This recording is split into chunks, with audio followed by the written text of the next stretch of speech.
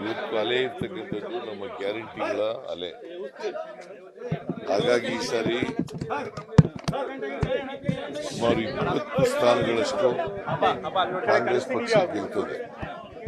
20 ಸ್ಥಾನಗಳಷ್ಟು ಕಾಂಗ್ರೆಸ್ ಪಕ್ಷ ಗೆಲ್ತದೆ. ಯಾಕಂದ್ರೆ ನಾವು ಕೊಟ್ಟಿರ್ತಕ್ಕಂಥ ಗ್ಯಾರಂಟಿಗಳು ಜನರನ್ನ ತಲುಪಿದವೆ.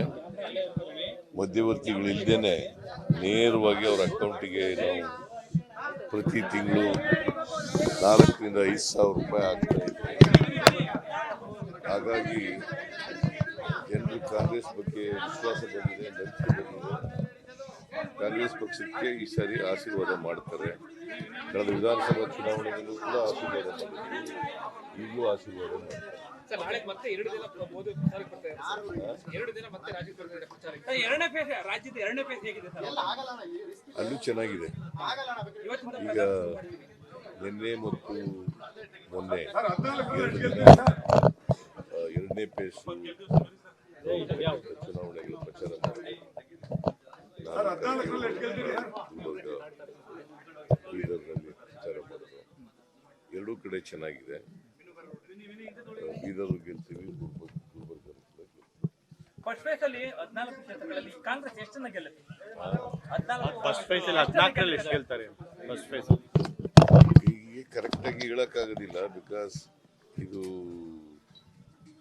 ವೋಟಿಂಗು ಗುಪ್ತ ಮತದಾನ ಆದ್ರಿಂದ ಕರೆಕ್ಟ್ ಆಗಿ ಹೇಳಕ್ಕಾಗಲ್ಲ. ಬಟ್ ಮೆಜಾರಿಟಿ ಗೆಲ್ತೀವಿ. ಚಾಮರಾಜನಗರ ಮೈಸೂರು ಹೇಗಿದೆ? ಎರಡೂ ಗೆಲ್ತೀವಿ. ಚಾಮರಾಜನಗರ ಗೆಲ್ತೀವಿ, ಮೈಸೂರು ನಾಳೆ ಮತ್ತೆ ಮೋದಿ ಪ್ರಚಾರಕ್ಕೆ ಬರ್ತಾ ಇದ್ದಾರೆ ಸರ್. ಬರ್ಲಿ, ಅವ್ರು ಮಾಡಬೇಡಿ ಅಂತ ಯಾರು ಹೇಳ್ತಾರೆ?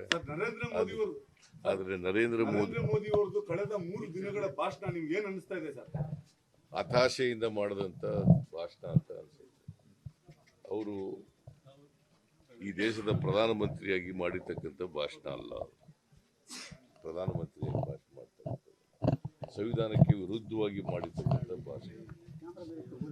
ಹಾಗಾಗಿ ಅವರು ಬಹುಶಃ ಹತಾಶರಾಗಿದ್ದಾರೆ ಅಂತ ಅನ್ಸುತ್ತೆ. ಸೋಲ್ತೀವಿ ಅಂತಕ್ಕಂಥ ಭಯ ಇರಬೇಕು. ಮೊದಲನೇ ಫೇಸ್ನಲ್ಲಿ ಏನು 102 ಸೀಟ್ಗಳಿಗೆ ಚುನಾವಣೆ ನಡೆದಿದೆ. ಅದರಲ್ಲಿ ಹೆಚ್ಚು ಸ್ಥಾನಗಳನ್ನು NDA ಮತ್ತು ಅದರ ಮಿತ್ರ ಪಕ್ಷಗಳು ಗೆಲ್ತವೆ. ಸರ್, ಎಲೆಕ್ಷನ್ ಕಮಿಷನ್ ಇಷ್ಟೆಲ್ಲ ಆದ್ರೂ ಎಲೆಕ್ಷನ್ ಕಮಿಷನ್ ಯಾಕೆ ಸರ್ ಆಕ್ಷನ್ ತಗೊಳ್ತಾ ಇಲ್ಲ? ಒಂದು ಧರ್ಮದ ವಿರುದ್ಧ ಎಲೆಕ್ಷನ್ ಕಮಿಷನ್ಗೆ ನಾವು ಕಂಪ್ಲೇಂಟ್ ಅನ್ನು ಕೊಟ್ಟಿದ್ದೀವಿ. ಎಲೆಕ್ಷನ್ ಕಮಿಷನ್ ಅವರು ನಾವು ಕಾನೂನು ರೀತಿ ಪರಿಶೀಲನೆ ಮಾಡಿ ಕ್ರಮ ತಗೋತೀವಿ ಅಂತ ಹೇಳಿದ್ದಾರೆ. ತಗೋಬೇಕು ನನ್ನ ಪ್ರಕಾರ. ಅಲ್ಲ, ಅಟ್ಲೀಸ್ಟ್ ಅದನ್ನ ಸ್ಟಾಪ್ ಮಾಡ್ಬೋದಲ್ಲ ಸರ್, ಆ ತರದ ಭಾಷಣ? ಅದೇನೆ ಮಾಡಿ ಅಂತ ಹೇಳಿದೀವಿ. ಅವರು ಕಾನೂನು ರೀತಿ ಕ್ರಮ ತಗೋತೀವಿ ಅಂತ ಹೇಳಿದರೆ ಇನ್ನೂ ತಗೊಂಡಿಲ್ಲ.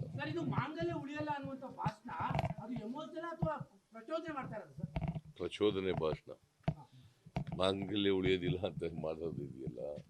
ಆಮೇಲೆ ಮುಸಲ್ಮಾನರಿಗೆ ಹಿಂದುಳಿದವರು ಕೊಡ್ತಕ್ಕಂಥ ಮೀಸಲಾತಿಯನ್ನು ಕಿತ್ತು ಅವರು ಕೊಟ್ಬಿಡ್ತೀವಿ ಅಂತ ಹೇಳೋದಿದೆಯಲ್ಲ. ಅವೆರಡೂ ಕೂಡ RSS ಭಾಷಣಗಳು. ಅದು RSSನ ಗುಪ್ತ ಅಜೆಂಡಾ ಏನಿದೆ ಅದನ್ನು ನರೇಂದ್ರ ಮೋದಿಯವರು ಹೇಳಿದ್ದಾರೆ. ಅದು ಕಾನ್ಸ್ಟಿಟ್ಯೂಷನ್ಗೆ ವಿರುದ್ಧವಾಗಿರ್ತಕ್ಕಂಥ ಜಾಹೀರಾತುಗಳು. ನಿಮ್ಮ ಜಾಹೀರಾತು ವಿರುದ್ಧ ಬಿಜೆಪಿ ಕೊಟ್ಟಂತ ಜಾಹೀರಾತುಗಳು ಎಲ್ಲ ಹೇಳಿದ್ದಾರೆ. ನೀವೇನ್ ಹೇಳಿದಿರಿ ಅದಕ್ಕೆ ಉಲ್ಟಾ ಹೇಳಿದ್ದಾರೆ. ನಮ್ಗೆ ಟ್ಯಾಕ್ಸ್ ನಾವು ಕೊಡ್ತಾ ಇದೀವಿ ಇದೆಲ್ಲ ಅಂತ. ಎಲ್ಲ ಸುಳ್ಳುಗಳು. ಟ್ಯಾಕ್ಸ್ ಕೊಟ್ಟಿದ್ರೆ ನಾವು ಯಾಕೆ ಕೇಳ್ತಾ ಇತ್ತು? ಬರಗಾಲಕ್ಕೆ ಪರಿಹಾರ ಕೊಟ್ಟಿದ್ರೆ ನಾವು ಯಾಕೆ ಕೇಳ್ತಿದ್ದೋ? ಸುಪ್ರೀಂ ಕೋರ್ಟ್ಗೆ ಯಾಕೆ ಹೋಗ್ತಿದ್ದೋ? ಸುಪ್ರೀಂ ಕೋರ್ಟ್ನವರು ಅವ್ರಿಗೆ ಡೈರೆಕ್ಷನ್ ಯಾಕೆ ಕೊಡ್ತಿದ್ರು? ಅಟಾರ್ನಿ ಜನರಲ್ಲು ಮತ್ತು ಸಾಲಿಸಿಟರ್ ಜನರಲ್ಲು ನಾವು ಕೇಂದ್ರ ಸರ್ಕಾರಕ್ಕೆ ಹೇಳಿ ಕೊಡಿಸ್ಕೊಡ್ತೀವಿ ಅಂತ ಯಾಕೆ ಸಬ್ಮಿಷನ್ ಮಾಡ್ತಿದ್ರು? ಅವರು ಸುಳ್ಳು ಹೇಳ್ತಾರೆ. ನಿರ್ಮಲಾ ಸೀತಾರಾಮನ್ ಸುಳ್ಳು ಹೇಳ್ತಾರೆ, ಅಮಿತ್ ಶಾ ಸುಳ್ಳು ಹೇಳ್ತಾರೆ, ನರೇಂದ್ರ ಮೋದಿ ಸುಳ್ಳು ಹೇಳ್ತಾರೆ.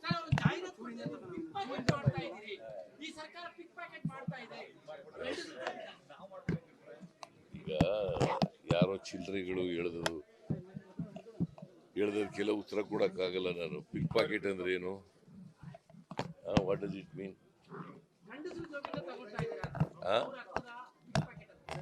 ಗಂಡಸರ ಯಾವುದು ಅದು? ಗಂಡಸರ ಜೇಬಿನಿಂದ ತಗೊಳ್ಳೋದು ಯಾವ್ದು ರೀ? ಯಾವ್ದು ಹೇಳಿದ್ರ ಯಾವ ಟ್ಯಾಕ್ಸ್ ಅಪ್ಪ ಹೇಳಿದ್ರು? ಏನು ಮದ್ಯದಲ್ಲಿ ಏನು ಟ್ಯಾಕ್ಸ್ ಏನು ಹೆಚ್ಚು ಮಾಡಿಲ್ಲ ನಾವು.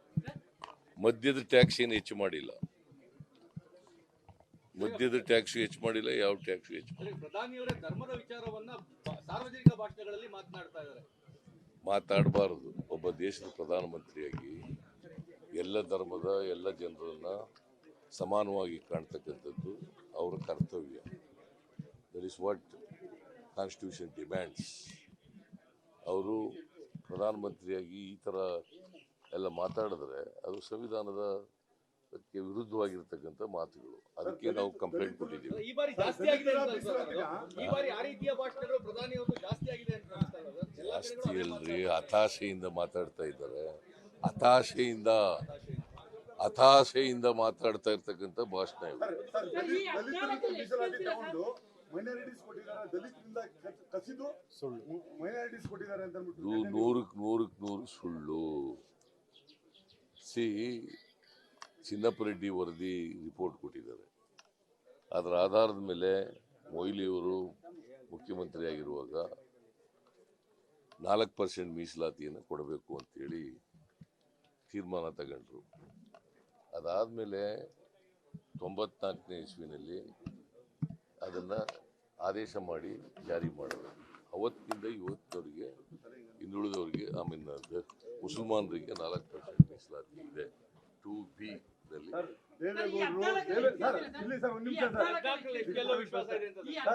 ದೇವೇಗೌಡರು ಈ ಹಿಂದೆ ನಾನೇ ಮುಸಲ್ಮಾನರಿಗೆ ರಿಸರ್ವೇಶನ್ ತಂದಿದ್ದು ಅಂತ 100 ಕಡೆ ಹೇಳ್ಕೊಂತಾ ಇದ್ರು. ಆದ್ರೆ ಈ ಹೇಳಿಕೆ ಬಂದಾಗಿಂದ ದೇವೇಗೌಡರು ಯಾವಾಗಲೂ ಕೂಡ ಆಪರ್ಚುನಿಸ್ಟಿಕ್ ಪಾಲಿಟಿಕ್ಸ್ ಮಾಡೋರು.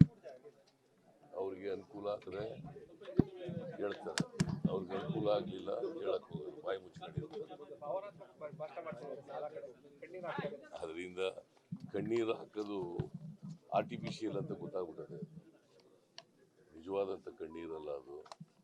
ಮತ್ತೆ ರಾಜಕಾರಣದಲ್ಲಿ ಕಣ್ಣೀರು ಹಾಕ್ತಕ್ಕಂಥ ಪರಿಸ್ಥಿತಿ ಏನಿದೆ, ಜನ ಆಶೀರ್ವಾದ ಮಾಡಿದ್ರೆ ರಾಜಕಾರಣದಲ್ಲಿ ನಾವು ಉಳಿತೀವಿ. ಜನ ಆಶೀರ್ವಾದ ಮಾಡಲಿಲ್ಲ, ರಾಜಕೀಯದಲ್ಲಿ ಉಳಿಯೋದಿಲ್ಲ. ಅದರಲ್ಲಿ ಕಣ್ಣೀರು ಹಾಕೋದು ಎಂತಿದೆ? ಯಾರಿಗೆ ಇದನ್ನ ಒಂದು ಕುಟುಂಬದ ರಾಜಕಾರಣದಲ್ಲಿ ನಂಬಿಕೆ ಇಟ್ಕೊಂಡಿರ್ತಾರೆ, ಕುಟುಂಬದ ಸದಸ್ಯರು ಗೆಲ್ಲಬೇಕು ಅಂತಕ್ಕಂಥ ಅದರಿಂದ ಅದನ್ನ ಆರ್ಟಿಫಿಷಿಯಲ್ ಆಗಿ ಕಣ್ಣೀರು ಹಾಕ್ತಕ್ಕಂಥ ಒಂದು ಸ್ಟ್ರಾಟಜಿ ಮಾಡ್ತಾರೆ. ಸರ್, ಮಂಡ್ಯ ಮತ್ತೆ ಹಾಸನ ಏನಾಗುತ್ತೆ ಸರ್? ಮಂಡ್ಯ ಮತ್ತೆ ಹಾಸನ ಹೇಗಿದೆ? ಹಾಸನದಲ್ಲೂ ಗೆಲ್ತೀವಿ, ಮಂಡ್ಯದಲ್ಲೂ ಗೆಲ್ತೀವಿ. ಎಷ್ಟು ಸ್ಥಾನ ಗೆಲ್ಲುವಂತ ವಿಶ್ವಾಸ? ಇಷ್ಟು ಸ್ಥಾನ ಅಂತ ಹೇಳಕ್ಕಾಗಲ್ಲ, ಮೆಜಾರಿಟಿ ಗೆಲ್ತೀವಿ. ನ್ಯೂಸ್ ಫಸ್ಟ್ ನಿರ್ಭೀತಿಯಿಂದ ನಿಮ್ಮ ಪರವಾಗಿ.